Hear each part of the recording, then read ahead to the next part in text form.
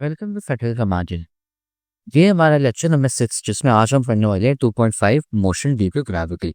इससे पहले हमने डिस्प्लेसमेंट, डिस्टेंस, स्पीड, वेलोसिटी और एक्सेलरेशन पढ़ी थी। अगर आपने वो नहीं पढ़ा तो पहले वो आप लेक्चर्स देख लें, हमारे 3 पिछले लेक्चर्स, वरना नहीं तो आपको ये समझ नहीं आएगा। अब अब मोशन ड्यू टू ग्रेविटी होती क्या है, तो उसका एग्जाम्पल ये है कि अगर आप एक बॉल को, ठीक है, आप हवा में उछालते हैं ऐसे इधर फेंकते, लेकिन फिर वो नीचे गिर जाती है, बॉल आपके पास नीचे वापसी आती है, ठीक है। उसके अलावा होता ये है कि अगर समझा आप ये बिल्डिंग पे इधर खड़े हैं और इधर से आप है ना चीजें फेंके, यहाँ से ये खड़े हो गए आप, ठीक है, और अब यहाँ से ना आप चीजें फेंकते रहें।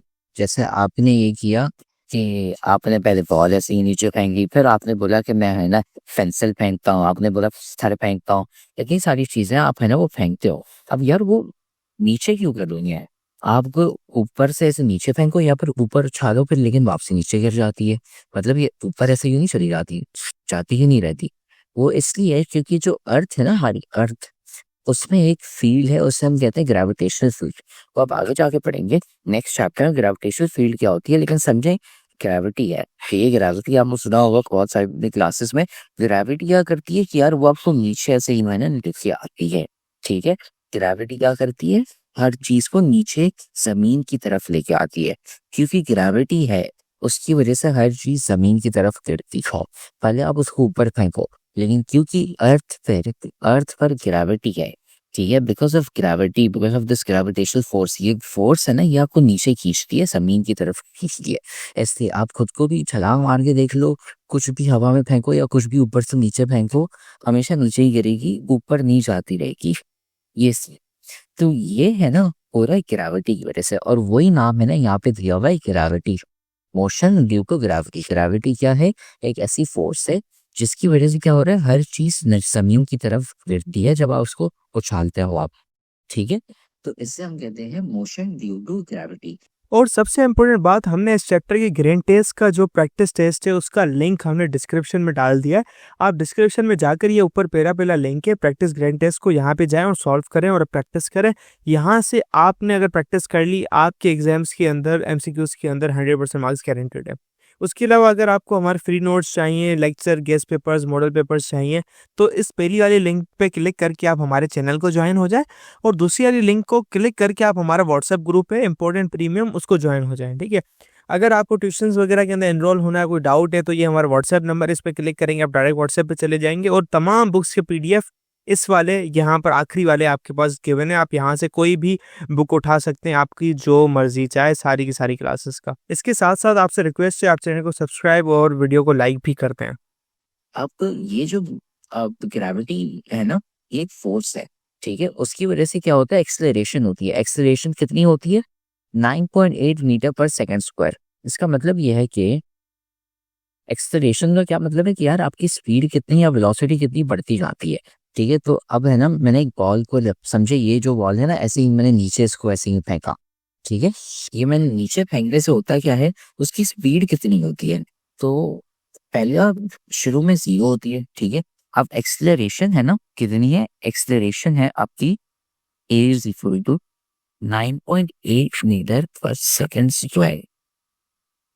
इसका मतलब क्या है कि आपकी जो हर सेकंड जो वेलोसिटी है वो कितने से बढ़ती रहेगी, 9.8 मीटर पर सेकंड। इसका मतलब क्या है कि पहले शुरू में 0 स्पीड थी, उसके बाद 9.8 हो जाएगी, फिर उसके बाद 80,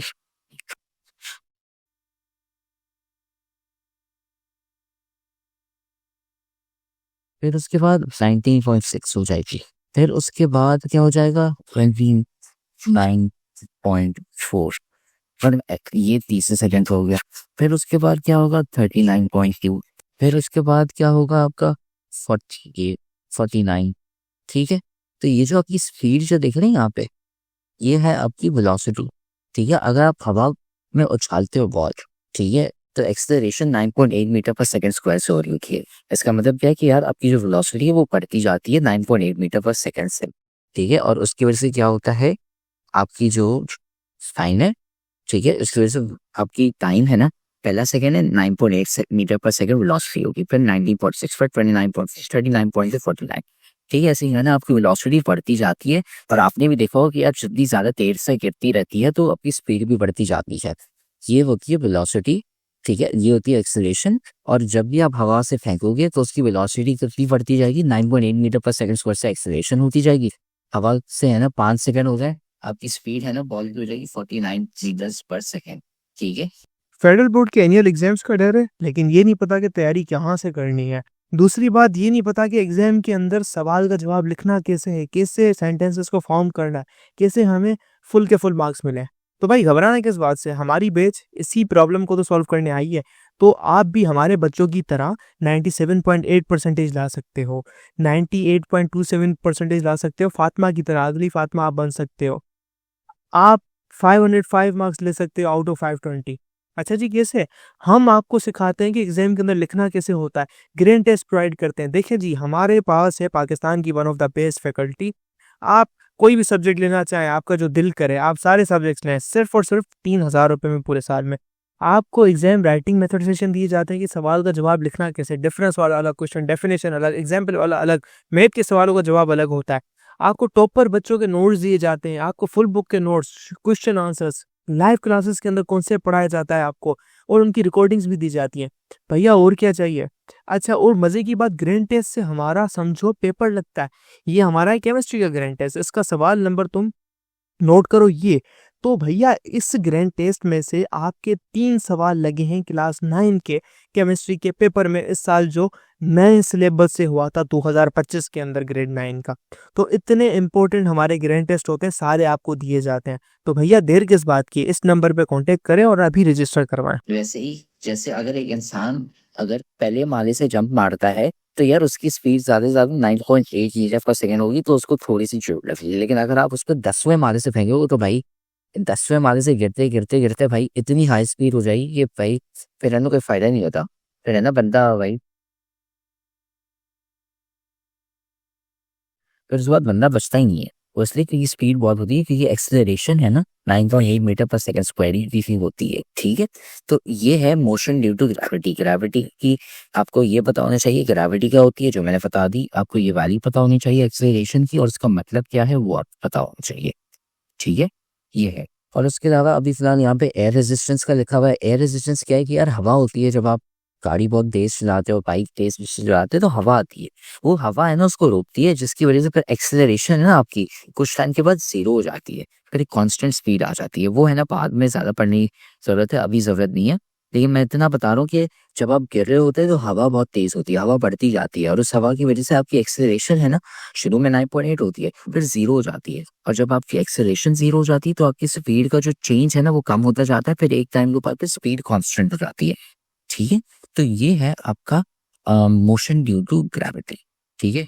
और इसको है ना फिलहाल अभी देखने की है ना उसके अलावा जब आप एक चीज को ऊपर फेंकते हो, ठीक है, तो उसको हम पॉजिटिव लेते हैं, ठीक है। और जब आप एक चीज को नीचे मतलब गिर रही होती है, अच्छा अब एक और चीज कि जब आप वो चीज को ऊपर फेंकते हो, ठीक है, जब आप क्योंकि ग्रेविटी नीचे की तरफ एक्ट कर रही है तो आपकी ग्रेविटी हमेशा नीचे की तरफ पॉजिटिव होगी, ठीक है।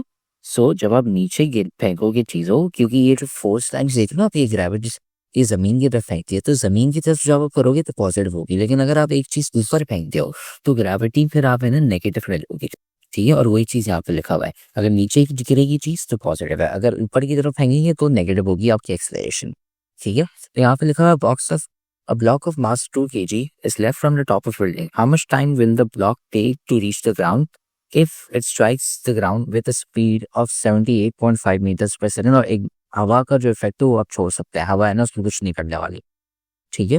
अब सीन यह है कि अब सीन ये है कि यार आपने है ना फॉर्मूला अभी अभी पढ़ा था एक्सेलरेशन का पिछले लेक्चर में, acceleration is equal to velocity upon time, ठीक है। और इसको हम लिखेंगे as change of velocity divided by change in time, ठीक है। एक्सेलरेशन आपको पता ही है 9.8 है, ठीक है। तो ये हो गया आपका 9.8। फिर उसके बाद चेंज इन वेलोसिटी, फिर चेंज ऑफ वेलोसिटी आप देखिए ना स्पीड या वेलोसिटी कितना 78.5, तो ये 78.5 है, ठीक है। और फिर आपको टाइम निकालना है टी, ठीक है। तो आप करोगे ये t is equal to 78.5 divide by 9.8 करोगे जो लगभग है ना 8 सेकंड के बराबर है। ठीक है, तो हमारा आंसर आ गया 8 सेकंड। ठीक है, ये है हमारा आंसर इस वर्क डिजाइन का। ठीक है, तो इससे हमारा खत्म हो चुका है मोशन ड्यू टू ग्रेविटी। फिर हम अगले लेक्चर में ग्राफिकल एनालिसिस ऑफ मोशन करेंगे।